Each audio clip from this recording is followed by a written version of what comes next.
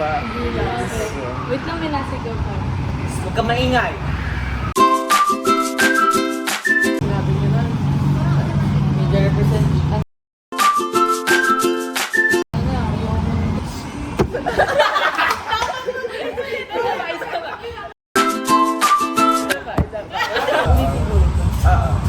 Kasi nakakawa si Sherwin pa kayo. So, when we talk about media representation, dapat din natin pag-usapan kung sino yung mga Wala sa project, sige. So yun, bago mag-start yung podcast natin, parang gusto ko muna magpangita. Anong naisip nyo pag sinabi ko maputi, pogi, at saka sensor? Korean? Ano ba? Chinese. Chinese, pwede, no? Pero nakakita ka na ba ng Korean, Jay? Ikaw, Eliza, nakakita ka na ng Chinese? Pero, Jay, bakit mo naisip na pag sinabi kong maputi, pogi, tsaka sikat, Korean? Dahil sa mga nare-represent sa kanila sa social media.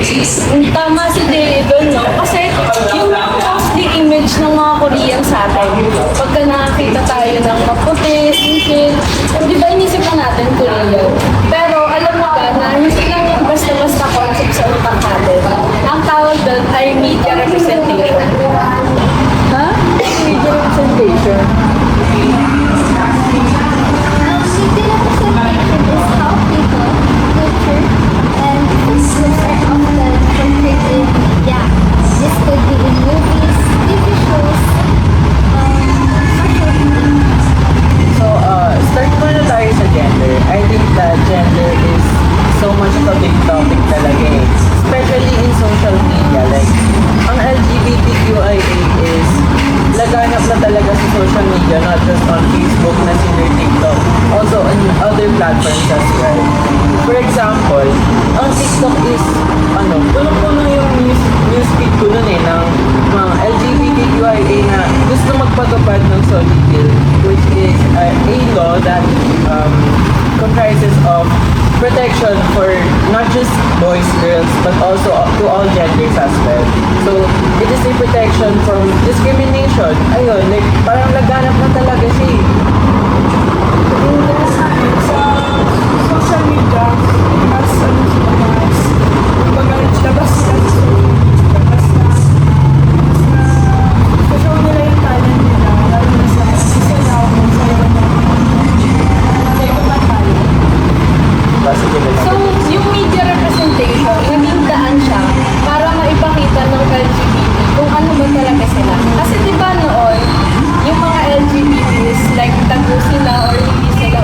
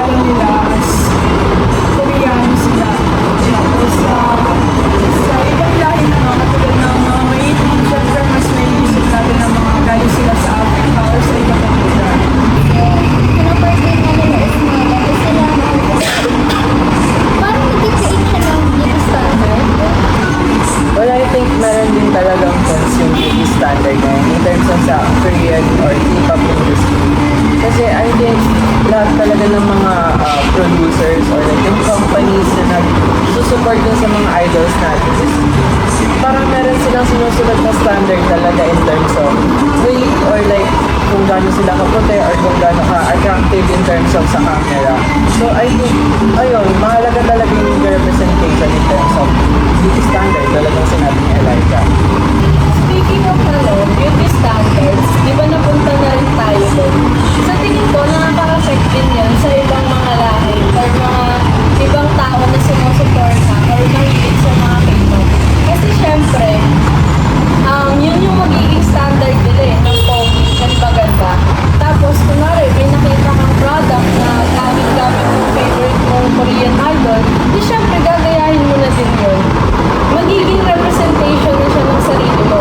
Kasi di ba meron tayong mga tao na kilala natin as K-pop fan or as kunwari mahilig sa K-drama, mahilig sa anime. Nagiging representation na siya ng sarili mo. Sa sobrang gusto mo or sa sobrang nakikita mo siya sa social media. Well, I think since nasa standards pa din tayo, move on naman tayo sa other ways. I think tandaan niyo pa din yung lesson natin sa UCSB, di ba? Like, yung pinakita ni Miss Leslie na yung mga African ata sila, I think, yung naglalagay sila ng scars on their body just to look more masculine. Alam niyo ba yun? Tandaan niyo pa ba yun? Oo naman. Like, I think, isa din siyang example kung paano na-represent yung group nila, especially sa, pag kasi nakita natin sa social media, iisipin natin, ano ba yan, kadiri naman to. Like, parang uncultured tayo nun kasi hindi natin sila iniisip or hindi natin tinitignan kung bakit talaga nila ginagawa yun. They're like, parang hindi natin alam yung cultural significance nila. Yun.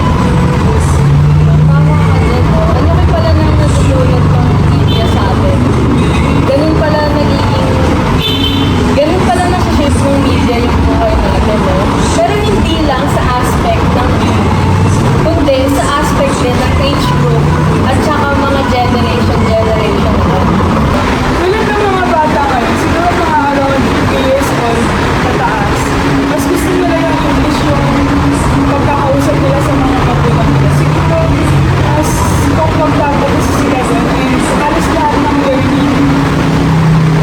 learning platforms sila is English na din. Kasi sa Philippines, mas gusto nila matuto tayo ng English language para lang maaral tayo sa ibang bansa. Lalo na ngayon pang ating bansa. Oo, tama ka dyan. Tsaka yung mga ibang bata ngayon,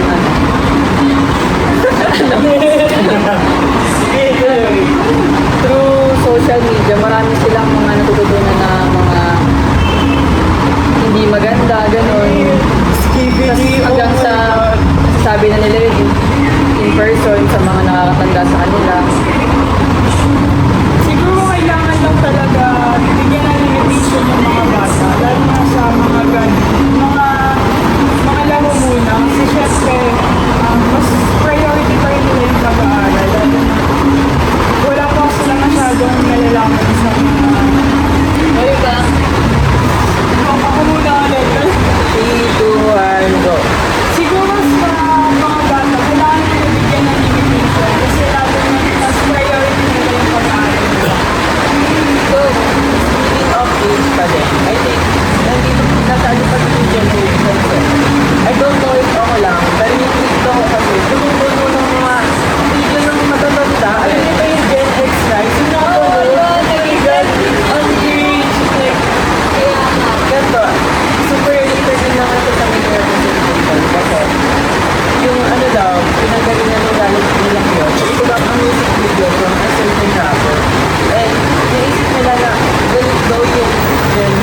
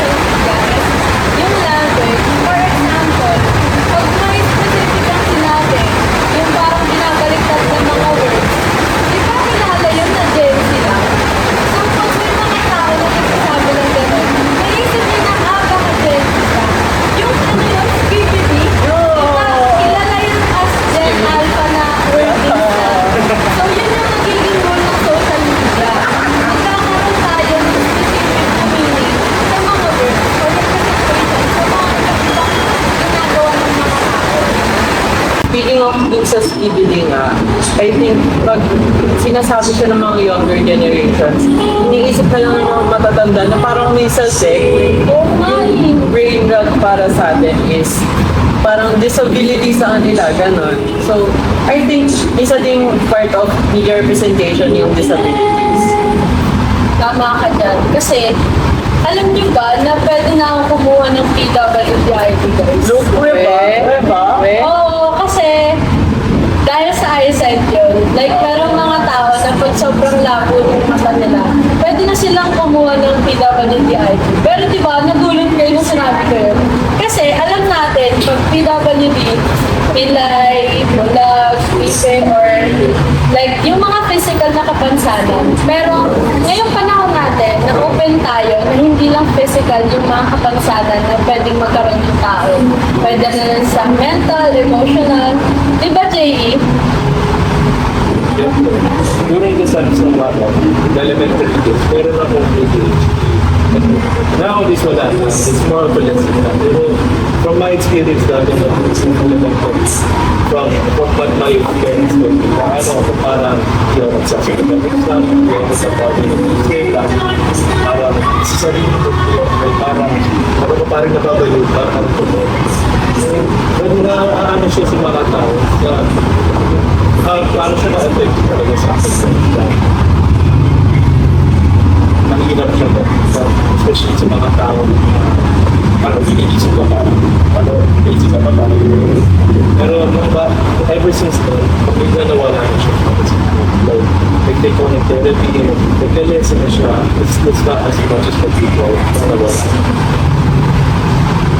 So, ayun nga, di ba? Ang ganda ng story mo, di ba? Like dati, meron ganun. And parang ngayon, di ba, normal ka na makagraduate ka na ng high school.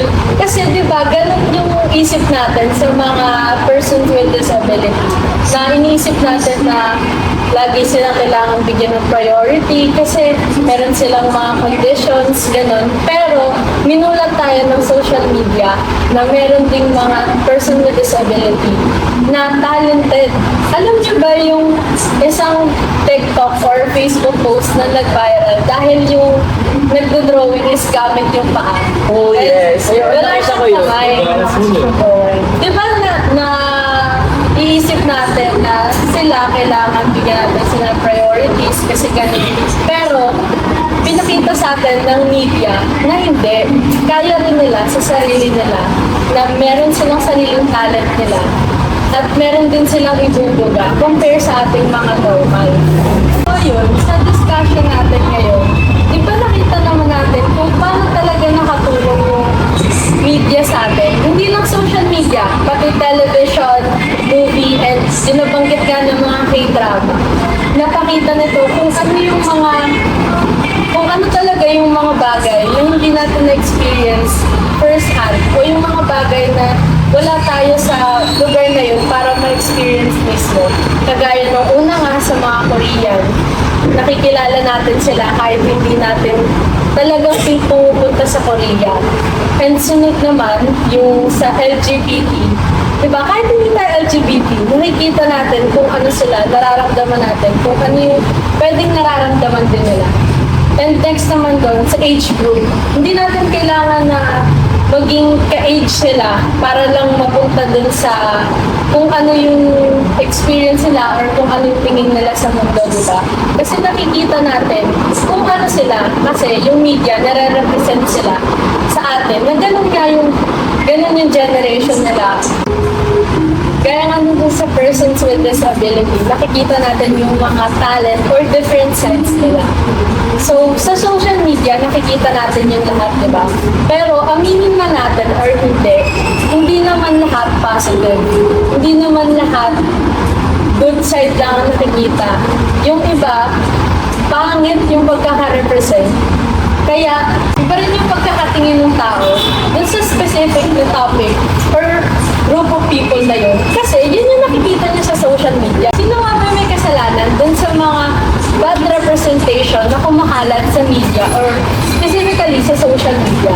So, when we talk about media representation, dapat din natin pag-usapan kung sino yung mga nasa likod nito. Tulad ng mga directors, writers, and producers.